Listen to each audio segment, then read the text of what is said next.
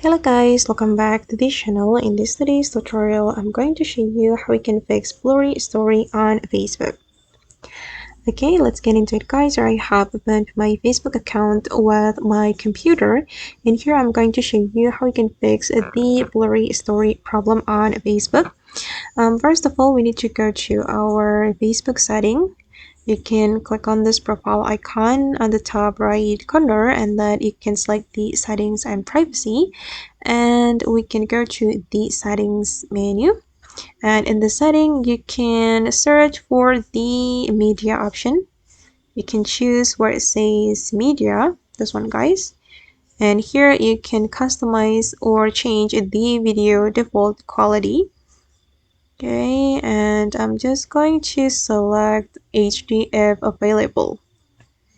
Okay, so your video default quality will be set to HD if available, and hopefully it will fix the blurry story on your Facebook.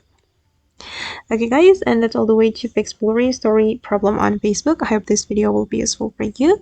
Thank you so much for watching, and see you in the next video.